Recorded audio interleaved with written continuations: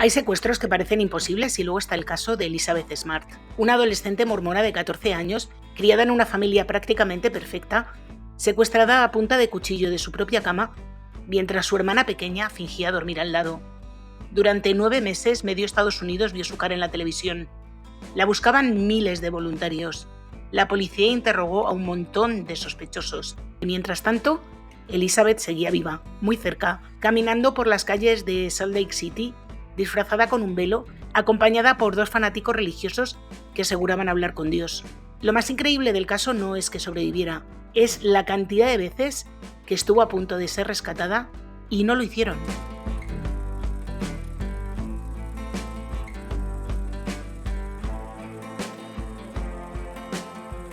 Hola a todos, yo soy Julia y hoy por fin os traigo un caso que acaba bien. Un caso muy conocido, pero no por ello menos interesante. Un caso de violencia disfrazada de religiosidad y problemas mentales que nunca fueron tales. Pero como es un caso un poco largo, lo mejor es que comience. Elizabeth nació el 3 de noviembre de 1987. Era la segunda hija de Ed y Lois Smart. La familia tenía otros 5 hijos, 4 chicos y una chica. Y Elizabeth, sinceramente, parecía haber tenido una vida completamente perfecta de pequeña. Vivían en un barrio muy acomodado de Salt Lake City, en una casa enorme, y quienes la conocían la describían como una niña totalmente normal, educada, tranquila y bastante feliz. Le encantaba jugar con sus amigas, con muñecas y sobre todo tocar el arpa. En aquella época Elizabeth estaba en el colegio y tenía muchísimas ganas de empezar el instituto. Le hacía ilusión tener más libertad, empezar a salir con chicos y, por supuesto, sacarse el carnet de conducir. La familia pertenecía a la iglesia mormona, así que los valores familiares eran muy importantes para ellos. Y como seguramente muchos sepáis, la mayoría de los mormones llevan una vida bastante estricta. No fuman, no beben alcohol, algunos ni siquiera toman cafeína o teína, por supuesto no consumen sustancias y no mantienen relaciones antes del matrimonio. Elizabeth creció con esas ideas y pensaba seguirlas en su vida adulta. Además, le encantaba formar parte de la iglesia, tenía muy buenos amigos allí y una relación muy cercana con sus padres y con sus hermanos. Y todo iba fenomenal en la vida de Elizabeth, como veis, hasta que llegó el año 2002. Ese año los Juegos Olímpicos de Invierno se celebraban en Salt Lake City y aquello fue un acontecimiento enorme para la ciudad. Sin embargo, por aquella época la familia Smart estaba atravesando un momento difícil. El abuelo de Elizabeth fue diagnosticado con un tumor cerebral muy agresivo y apenas sobrevivió 2 meses tras el diagnóstico. El funeral fue el 3 de junio de 2002. Al día siguiente, toda la familia estaba agotada física y emocionalmente, pero aquella noche había una importante ceremonia escolar en la que Elizabeth iba a tocar el arpa, así que toda la familia tenía que asistir. Cuando regresaron del sarao, Elizabeth y su hermana Mary Catherine subieron a la habitación para prepararse para dormir y leer un rato. Elizabeth tenía 14 años y Mary Catherine 9. A las 2 de la madrugada, Elizabeth se despertó porque un hombre estaba sujetándole un cuchillo contra el cuello. Este hombre le dijo: tengo un cuchillo en el cuello, no hagas ningún ruido y ven conmigo. Y en ese momento tomó una decisión súper rápida. Sabía que el hombre también podía hacerle daño a su hermana que dormía al lado, así que ella esperó que la niña siguiera dormida y que no se hubiera enterado de nada. Pero Mary Catherine sí estaba despierta. Había visto todo y, sobre todo, lo había oído absolutamente todo. Mientras el hombre sacaba a Elizabeth de la cama, le advirtió que no hiciera ningún ruido, porque si lo hacía iba a matar a toda su familia. Y ella se lo creyó. A Mary Catherine, que se estaba enterando de todo, se le pasó por la cabeza levantarse, gritar, pedir ayuda, pero tenía tanto miedo y sabía que el secuestrador tenía un cuchillo que al final se quedó inmovilizada dentro de la cama hasta que notó que los pasos se alejaban por el pasillo y entonces fue cuando se levantó de la cama, salió corriendo y fue al dormitorio de sus padres. Mientras tanto, a Elizabeth le obligaron primero a coger unos zapatos del armario y luego la sacaron de casa por la puerta de la cocina. El hombre que la estaba secuestrando se llamaba Brian David Mitchell. Brian había nacido el 18 de octubre de 1953 en Salt Lake City. Fue el tercero de 6 hermanos de una familia mormona y precisamente por eso se había fijado en esa familia. Todo formaba parte de la misma estrategia. Quería secuestrar a alguien mormón porque entendía mejor cómo pensaban, cuáles eran sus valores, sus miedos y sabía cómo manipularles. Ya desde muy joven, Brian empezó a comportarse de forma bastante inapropiada con las niñas. A los 16 años, por este comportamiento, fue enviado a un centro juvenil, aunque aquello fue solo el principio. Al salir del reformatorio, se casó con una chica de 17 años llamada Karen Miner. Tuvieron 2 hijos, pero ambos descuidaban a los niños completamente. Bebían, fumaban, salían de fiesta y actuaban como si no fueran padres. Terminaron divorciándose y el mismo día de la audiencia por la custodia, Brian secuestró a sus propios hijos y huyó con ellos a New Hampshire, donde pasó 2 años viviendo en una comuna de Hare Krishnas. Después regresó a Salt Lake City y allí un hermano suyo, todavía muy implicado en la fe mormona, intentó reinsertarle en la iglesia y ayudarle a rehacer su vida. Brian fingió que había cambiado y fue entonces cuando conoció a su segunda esposa, Debbie, una mujer que ella tenía 3 hijos. Así que entre ambos tenían 5 niños.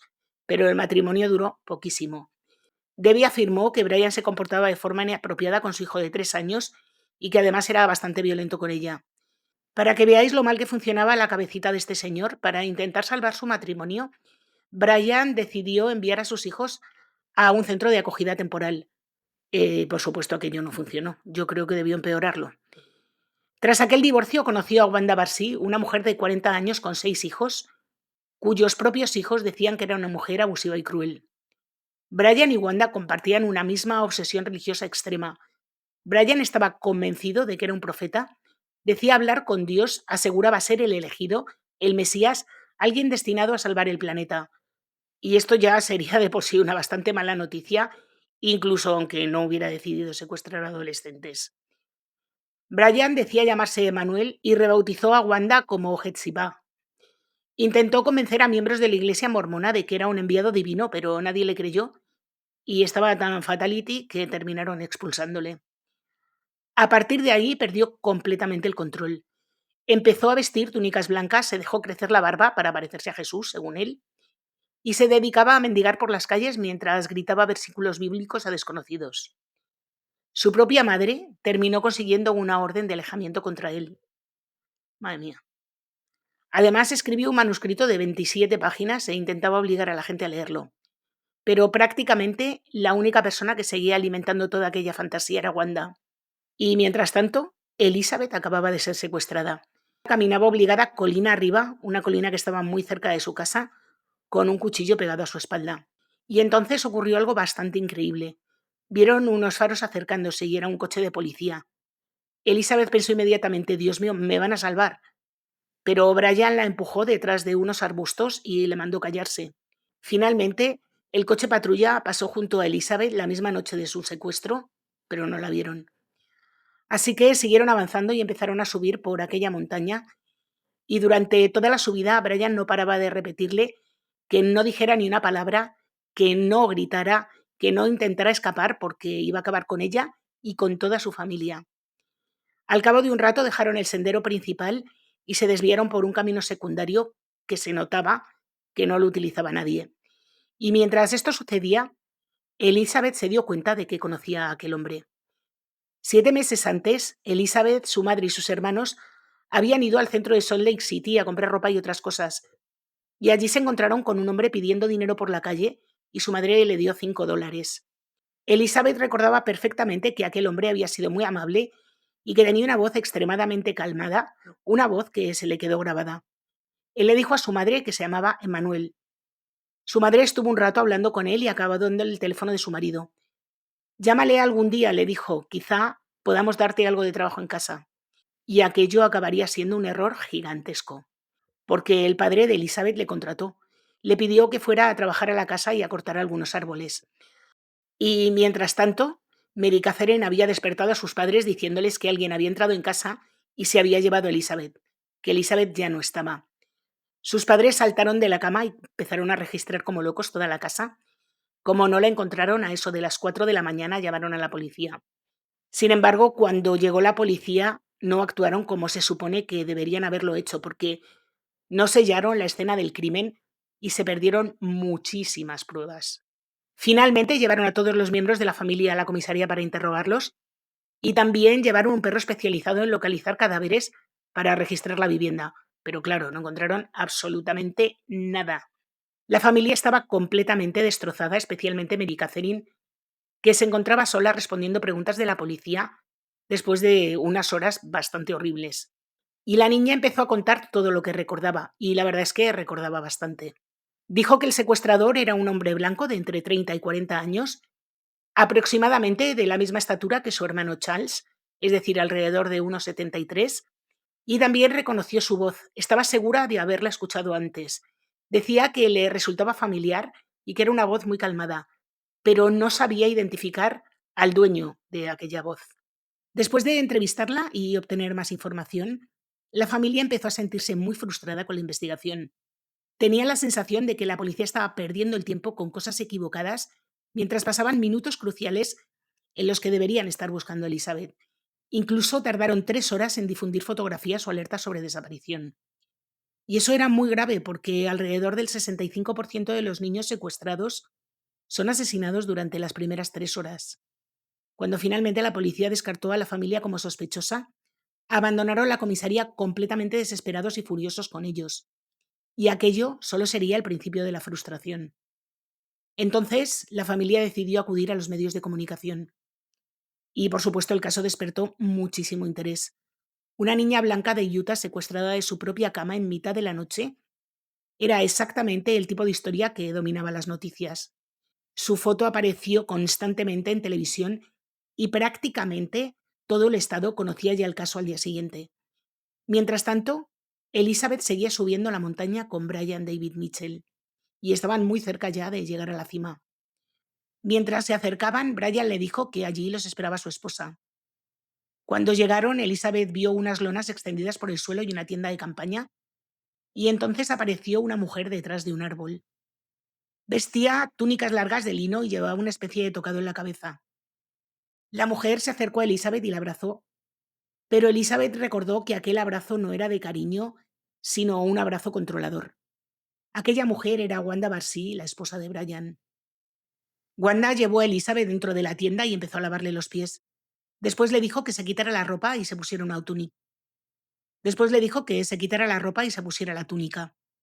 Elizabeth estaba aterrorizada y aunque al principio se negó, Wanda le dijo que si no lo hacía, Brian iría y le quitaría la ropa él mismo. Así que la niña obedeció. Se cambió, se puso la túnica y se sentó sobre un cubo dentro de la tienda. Wanda la dejó allí sola, llorando y aterrorizada. Y entonces Brian volvió a entrar y empezó a realizar una especie de ceremonia matrimonial mientras Elizabeth lloraba desconsoladamente. Le dijo que a partir de ese momento era su esposa ante los ojos de Jesucristo, y luego añadió que tenían que consumar el matrimonio. Y por supuesto, lo hizo.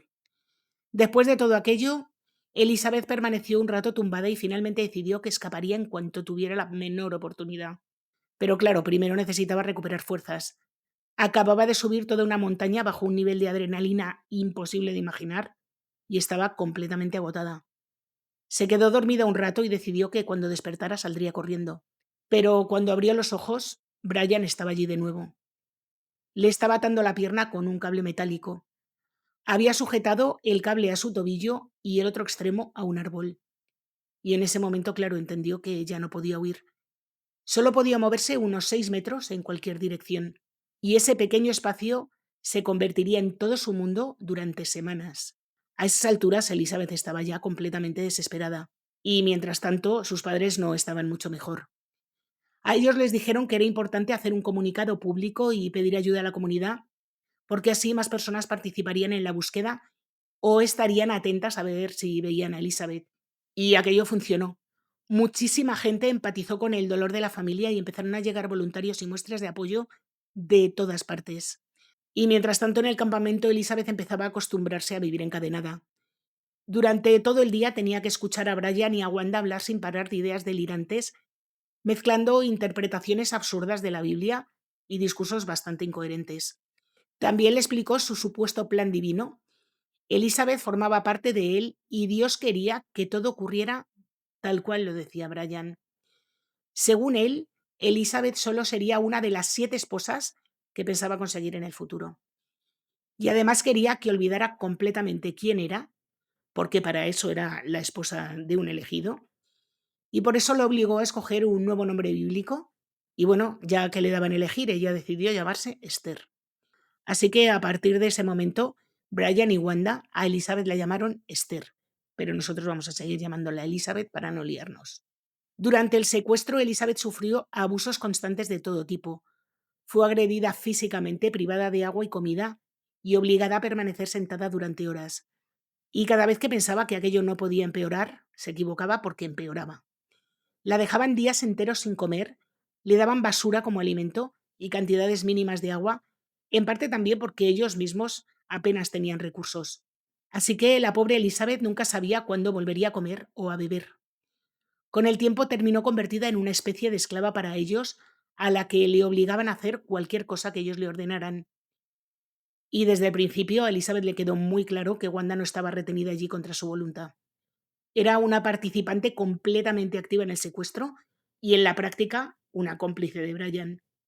Brian utilizaba constantemente la religión para manipular y aterrorizar a Elizabeth, y entre otras cosas la forzaba a beber alcohol. Brian afirmaba que era un profeta enviado por Dios y que Dios quería que Elizabeth experimentara todos los pecados de la tierra antes de poder volverse realmente pura, y mientras pasando hambre, sed y sufriendo abusos constantes. Y lo peor vino porque Wanda empezó a sentir celos de Elizabeth. Pensaba que Elizabeth era más joven, más guapa, y cosa en la que tenía completamente la razón, y que Brian le estaba prestando más atención a ella. Así que Brian, con un ego como una catedral, decidió crear una especie de horario. Por las mañanas estaría con Wanda y desde la tarde hasta la noche con Elizabeth. Yo no sé cómo se les iba a apañar cuando tuviera 7. Y mientras Brian, a estas alturas ya habían pasado semanas desde la desaparición de Elizabeth, pero sus padres seguían aferrándose a la esperanza. Ellos sabían en su interior que Elizabeth estaba viva. Las labores de búsqueda llevaban en marcha un montón de tiempo y uno de los días incluso llegaron a conseguir que fueran a buscarla más de 2000 personas. Y la búsqueda continuó un montón de tiempo más. Y fue entonces cuando Elizabeth oyó a alguien gritar su nombre muy cerca del campamento, lo bastante cerca como para que ella pudiera oírlo. La primera vez que oyó su nombre pensó que estaba soñando, pero luego lo escuchó una segunda vez y supo que era alguien de su familia que estaba buscándola. Dijo que la voz le sonó como la de su tío, pero Brian también escuchó el ruido y le dijo que si hacía el más mínimo sonido para llamar su atención, mataría a toda su familia. Elizabeth estaba tan aterrorizada en esos momentos que obedecía prácticamente todo lo que él decía, así que permaneció en silencio y mientras las voces se fueron alejando poco a poco. Nunca llegó a saber con certeza quién era la persona que gritaba su nombre, aunque ella cree que era su tío David. Su familia jamás perdió la esperanza de que siguiera viva, y por ello ofrecieron una recompensa de $250.000 y distribuyeron carteles por todo el estado y también por internet. Colocaron vallas publicitarias y mantuvieron su nombre y su rostro constantemente presentes en los medios. De hecho, aceptaban prácticamente cualquier entrevista. Y mientras algunos medios y parte de la opinión pública señalaba a la familia, Brian ya estaba planeando otro secuestro. Le dijo a Elizabeth que su siguiente víctima sería su prima Olivia. Elizabeth intentó convencerle, pero por supuesto no tuvo ningún éxito. Así que Brian decidió seguir adelante con su plan y el 24 de julio abandonó el campamento llevando el mismo cuchillo que había utilizado con Elizabeth y también cinta adhesiva y ropa de repuesto. Brian intentó entrar en casa de Olivia por una ventana, pero mientras estaba cortando la mosquitera, terminó tirando varios marcos de fotos que había en el alféizar, y ese ruido despertó a la madre de Olivia, que entró en la habitación, encendió la luz y llegó a ver al hombre con un cuchillo intentando abrir la ventana. La mujer se puso a gritar. Esto asustó a Brian, que decidió salir corriendo. Cuando la familia de Olivia llamó a la policía y le contó lo que había pasado, le dijeron que eran familiares de Elizabeth Smart y que creían que lo que acababa de pasar estaba relacionado con lo que le había pasado a Elizabeth. Pero a la policía le pareció que no, que era muy improbable que fuera la misma persona y que la familia estaba completamente equivocada. La policía tenía un ojo. Elizabeth sintió un enorme alivio cuando vio a Brian regresar al campamento sin Olivia y supo entonces claro que su plan había fracasado. Para entonces llevaba casi 50 días cautiva y había entrado completamente en modo supervivencia. Parte de su estrategia consistía en estar callada, no hablar nunca de su vida interior y evitar cualquier conversación innecesaria. Durante todo aquel tiempo Elizabeth había permanecido encadenada y tenía, como os he dicho antes, un radio de apenas 6 metros para moverse por el campamento y nada más. Pero poco a poco comenzó a ganarse la confianza de Brian ya que fingió haberse adaptado perfectamente a su nueva vida y consiguió convencerle para que le quitara las cadenas. Brian lo hizo, aunque le advirtió que si intentaba escapar la encontraría, la mataría a ella y a toda su familia, que era lo que le decía siempre. Sin embargo, funcionó porque Elizabeth no intentó huir ni una sola vez. Con el tiempo, Brian y Wanda empezaron a discutir continuamente. Y discutían porque Wanda estaba hartísima de vivir en el campamento aislada, sin comida, sin agua y sintiendo que Elizabeth recibía toda la atención. Decía que estaba aburrida y cansada de aquella vida, que quería volver a la realidad, estar con gente, ir a fiestas e ir a tiendas. Y aunque al principio Brian se mostró reticente, finalmente aceptó. Y por supuesto, si abandonaban el campamento, pensaban llevarse a Elizabeth con ellos.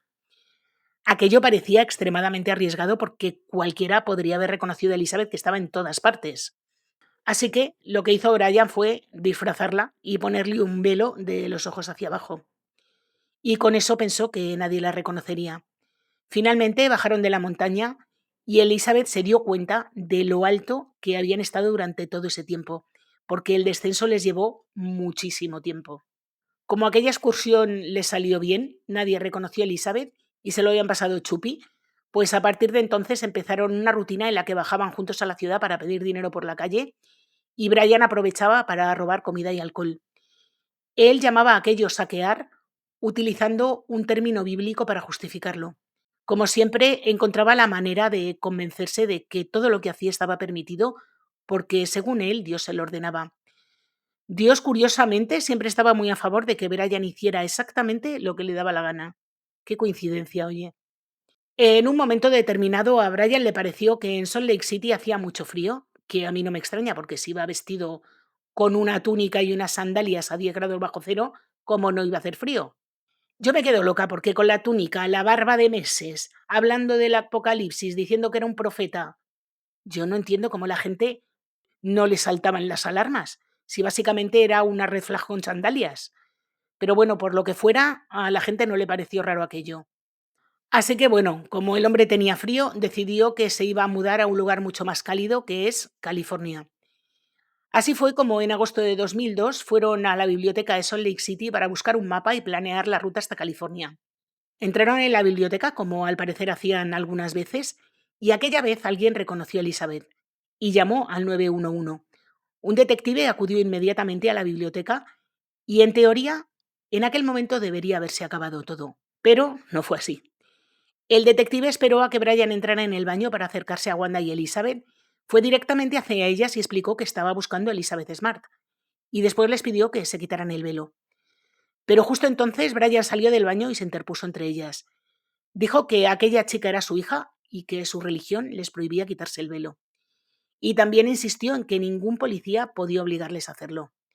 Y tal cual, el detective les dejó marchar. Ni pidió refuerzos, ni les siguió, ni tomó más datos. Simplemente les dejó marcharse. O sea que el policía tuvo a Elizabeth delante, pero Brian dijo, es mi hija. Y le creyeron. Porque, claro, no hay nada que transmita más credibilidad que un hombre vestido como Moisés después de 3 meses viviendo en un arbusto. No sé, en fin. Así que el secuestro continuó y muy poco después de aquello, los tres se subieron en un autobús rumbo a San Diego.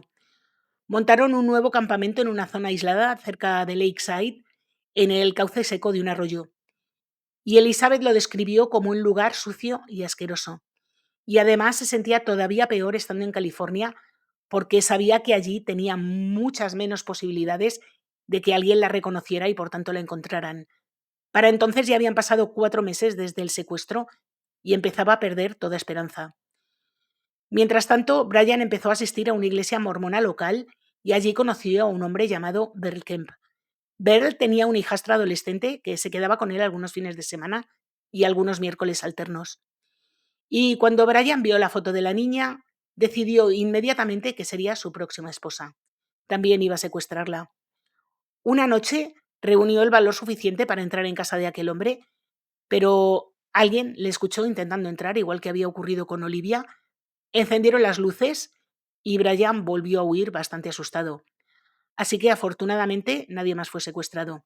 Seguían siendo únicamente Elizabeth, Wanda Barcy y Brian viviendo aislados. La policía ya estaba claramente centrada en la teoría de que alguien externo a la familia había entrado para llevársela, por fin. Descubrieron que durante los años anteriores más de 60 contratistas habían trabajado en la casa de la familia, que era una casa enorme, y constantemente entraba y salía gente. Así que empezaron a pensar que quizá el secuestrador era alguien familiarizado con la casa. Y Brian, por supuesto, estaba entre los sospechosos. Cuando investigaron a todas las personas que habían trabajado allí, descubrieron que él tenía antecedentes penales.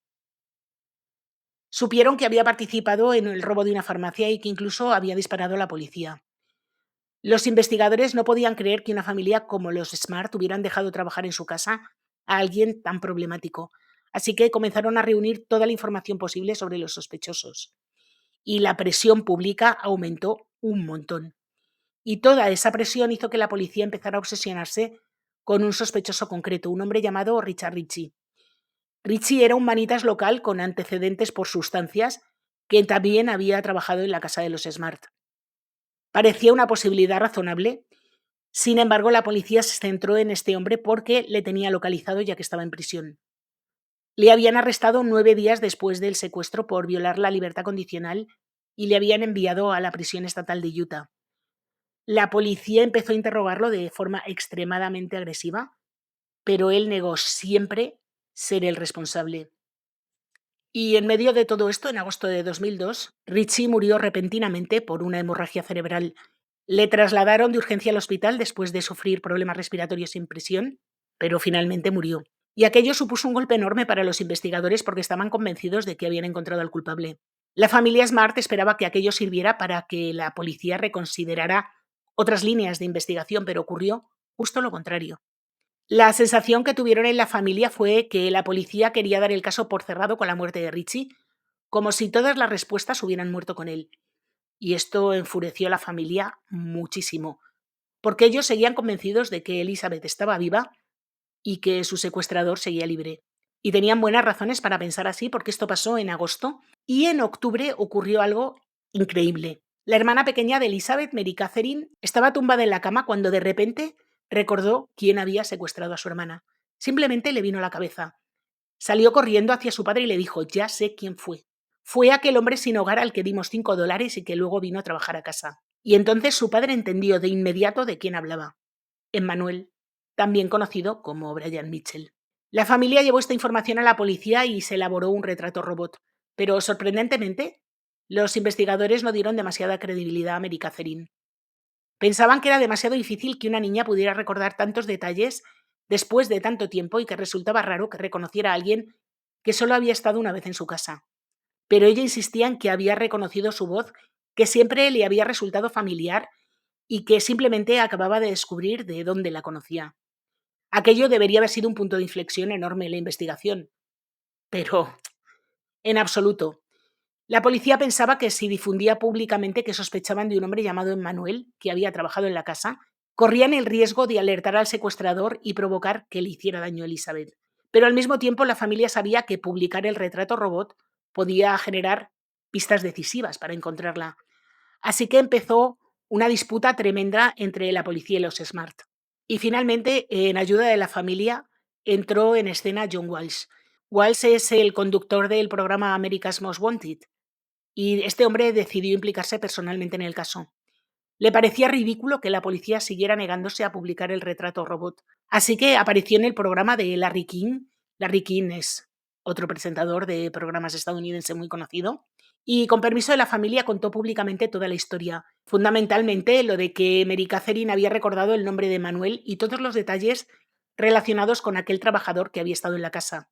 Y mientras tanto, los 3 fugitivos estaban en aquel campamento inmundo en California, y allí Brian tenía bastantes más dificultades para conseguir dinero. Así que entre que el campamento era horrible, que se sentían muy expuestos y que no estaban del todo a gusto, decidieron marcharse hacia el este, a ciudades grandes como Chicago o Filadelfia. Pero Elizabeth estaba desesperada por volver a Utah. Así que le dijo a Brian que Dios le había hablado esta vez a ella y que le había ordenado regresar a Utah para saquear más esposas. Brian lo pensó un momento y terminó aceptándolo. Así que Brian disfrazó a Elizabeth con una peluca y gafas de sol. A estas alturas ya confiaba mucho más en ella El hecho de que no hubiera reaccionado cuando el detective la interrogó en la biblioteca le había hecho sentir que tenía el control absoluto sobre ella. Por eso aceptó viajar haciendo autostop en lugar de usar autobuses que le parecían demasiado caros. Cuando regresaron a Salt Lake City, Brian empezó a moverse por la ciudad como si no hubiera ocurrido nada. Y comenzaron muy a menudo a ir a un restaurante llamado Soup or Salads. Justo en ese momento, Ed Smart había decidido publicar finalmente el retrato robot del hombre conocido como Emmanuel. Y ahora la gente sabía exactamente a quién debía buscar. Y así fue como el tío de Elizabeth David llevó una fotografía de Brian al restaurante este del Soup and Salad, porque habían recibido varias pistas que situaban allí a un hombre parecido. Le enseñaron la foto a una camarera, le preguntaron si había visto a aquel hombre y ella dijo que sí, que él y su esposa iban constantemente. Dice, pensé que eran miembros de alguna secta religiosa rara. Y después añadió algo todavía más importante. Le dijo que la última vez había ido acompañado de dos mujeres y que una era mucho más joven que la otra. David comprendió que aquello era un descubrimiento enorme. Y en aquel momento las familias de Brian y Wanda empezaron también a sospechar de ellos. Hacía tiempo que no conseguían encontrarles y pensaban que eran perfectamente capaces de hacer algo así. Así que proporcionaron a la policía muchísima información sobre ambos y la investigación cambió completamente. La policía entendió finalmente que probablemente era Brian quien tenía a Elizabeth y que existían muchas posibilidades de que siguiera viva. Así que empezaron a lanzar constantemente avisos públicos pidiendo a la gente que estuviera alerta. Y fue entonces cuando dos personas diferentes llamaron a la policía diciendo que habían visto a Brian acompañado por Elizabeth en un Walmart. Como las llamadas coincidían, la policía decidió actuar inmediatamente. Rodearon completamente el establecimiento y cuando salieron al exterior había agentes por todas partes. La policía se acercó a Brian y le pidió la documentación y él respondió que no llevaba identificación. Dijo que se llamaba Peter Marshall. Afirmó que habían renunciado a todas sus posesiones terrenales para convertirse en mensajeros de Jesucristo. Según él, eran predicadores itinerantes, ¿sí? Itinerantes eran. Y Elizabeth era su hija. Elizabeth seguía llegando la peluca falsa y las gafas de sol. Y era exactamente eso. Elizabeth con peluca y gafas de sol. El disfraz era tan evidente que la policía al primer vistazo supo que era Elizabeth, pero la pobre no decía ni una sola palabra. Los agentes podían ver claramente no solo que era Elizabeth, sino que estaba aterrorizada. Así que decidieron separarles para poder hablar con ella solas. Y cuando finalmente consiguieron apartarla, le dijeron, sabemos que eres Elizabeth Smart, solo tienes que decirlo y va a terminar todo esto. Y ella respondió, no, no sé quién es esa persona. Le llegaron a colocar incluso un cartel con la foto de Elizabeth justo al lado de su cara y le dijo, esta eres tú. Y ella dijo, no, no, no soy yo. Tenía tantísimo miedo de que algo saliera mal y terminaran devolviéndola con Brian y Wanda, que es que la pobre no podía ni articular palabra prácticamente. Y la policía se dio cuenta, afortunadamente, y decidieron meterla en un coche patrulla y llevarla a la comisaría para interrogarla allí. Ella estaba allí pensando qué iba a ocurrir después cuando de repente Elizabeth estaba en la comisaría intentando imaginar qué iba a ocurrir después, cuando de repente se abrió una puerta y apareció su padre. Y claro, evidentemente ahí se dieron cuenta de que sí, de que era Elizabeth. Cuando los medios se enteraron de la noticia, os podéis imaginar la que se lió. Apareció en todas partes y la mayoría de los medios lo consideraban un milagro, porque realmente lo parecía. Y mientras Elizabeth volvía a reunirse con su familia, comenzaba también la batalla judicial, porque ella quería conseguir justicia a toda costa. Lo que yo no entiendo de verdad es cómo tardaron tanto en detener a Brian, porque tenía el aspecto exacto de alguien que secuestra personas para vivir en un campamento religioso ilegal en la montaña. O sea, tú lo ves y dices, era este. Pero no, por lo que fuera, no. El caso es que cuando empezaron a interrogar a Brian, los investigadores tuvieron clarísimo desde el principio que este hombre estaba intentando interpretar un papel. Creían que fingía una enfermedad mental para ser declarado incompetente y evitar el juicio. Respondía a los interrogatorios actuando como un fanático religioso. No había manera de que este hombre dijera algo coherente a pesar de que estuvieron horas y horas y horas de interrogatorio con él. Llegó incluso a ponerse a cantar himnos religiosos durante el interrogatorio. Pero todo formaba parte de la misma estrategia. Intentaba parecer un desequilibrado a toda costa. La estrategia consistía básicamente en actuar como si hubiera mezclado el Antiguo Testamento con una intoxicación etílica permanente. Así era la cosa. Y tristemente los procedimientos judiciales se alargaron muchísimo, precisamente por esa batalla sobre su salud mental. Pasaron años evaluándole y discutiendo si estaba capacitado o no para ser juzgado. Elizabeth tardó cerca de 8 años en obtener justicia. Brian y Wanda fueron acusados formalmente el 18 de marzo de 2003 de secuestro agravado, agresión sexual agravada y allanamiento agravado. Y finalmente, en 2004, el tribunal determinó que Brian sí era competente para ser juzgado. Al principio, Brian aceptó declararse culpable de secuestro y allanamiento a cambio de una condena de entre 10 y 15 años, pero puso una condición, que Elizabeth no testificara contra él. Afortunadamente, la fiscalía se mantuvo firme y se negó a retirar los cargos de agresión sexual que Brian había intentado eliminar del caso. Durante todo el proceso judicial, Brian llevó al extremo su estrategia de fingir desequilibrios mentales. En el tribunal intentaba comportarse de la manera más extravagante posible, montaba escenas y actuaba como un fanático religioso completamente fuera de control. En febrero de 2005, su abogado presentó un escrito asegurando que Brian ya no era competente para ser juzgado. Para la mayoría de las personas, lo único que estaba haciendo era teatro, porque cuando estaba ante el juez actuaba de forma delirante, pero milagrosamente al regresar a prisión se comportaba con total normalidad. Otra prisión que era como Lourdes, oye, milagros se obraban allí. Aún así, el juez terminó aceptando que Brian sufría psicosis. Y el 11 de agosto fue enviado de nuevo al Hospital Estatal de Utah, donde permaneció hasta 2008. Permaneció allí hasta que alguien por fin decidió que estaba capacitado para poder ser juzgado. Un perito finalmente dijo que era inteligente, articulado, malvado, perverso y manipulador y que todo lo que estaba haciendo era una actuación. Y también le describió como alguien retorcido, egoísta y codicioso y aseguró que no tenía nada de espiritual, religioso o cercano a Dios.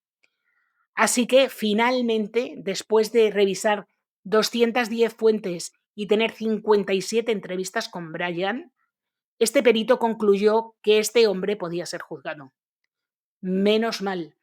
Y así fue como el 1 de marzo de 2010 arrancó el juicio. Y afortunadamente la estrategia de alegar locura fue rechazada. El jurado le declaró culpable de secuestrar y trasladar a una menor con intención de cometer abuso. La sentencia fue cadena perpetua sin posibilidad de libertad condicional. Y esta es la sentencia que cumple actualmente en una prisión de máxima seguridad en Indiana. Elizabeth dice que sintió un alivio enorme al saber que Brian nunca volvería a salir.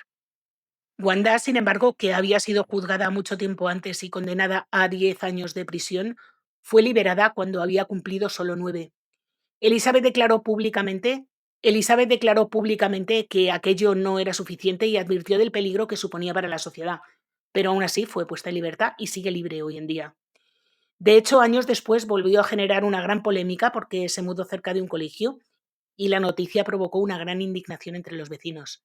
Pero legalmente no podían obligarla a mudarse porque las condiciones de su libertad vigilada no incluían restricciones para vivir cerca de escuelas.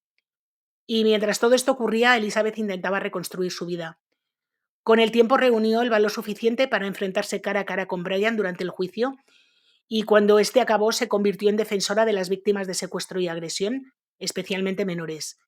En 2011 fundó la Elizabeth Smart Foundation durante un viaje de misiones conoció a Matthew Gilmore, un joven escocés. Comenzó una relación y se casaron en febrero de 2012. En 2015 tuvo a su primera hija, Chloe, después en 2017 a James y en 2018 a Olivia. Elizabeth es hoy en día una gran activista que da conferencias por todo el mundo e inspira a muchísimas personas. Su historia ha ayudado a innumerables víctimas a encontrar fuerzas para seguir adelante. Y bueno, hasta aquí el caso. Un caso muy, muy conocido, un caso que tiene series en Netflix, tiene serie también en Amazon, tiene películas, la propia Elizabeth ha escrito un libro, bueno, tiene absolutamente de todo lo que queráis. Solo tengo que añadir que además de activista, Elizabeth es una culturista muy famosa. Ha ganado un montón de premios, os voy a dejar unas fotos por aquí. No parece ni ella en estas imágenes. Y bueno, con este dato tan escasamente relevante me despido del caso de hoy. Si os ha gustado, por favor, dejarme un like, activar la campanita, comentar, compartir, suscribiros si no lo estáis. Recordad que tengo otro canal Tinta Roja, donde subo vídeo todos los viernes, y en este subo vídeo todos los martes. Así que hasta la semana que viene.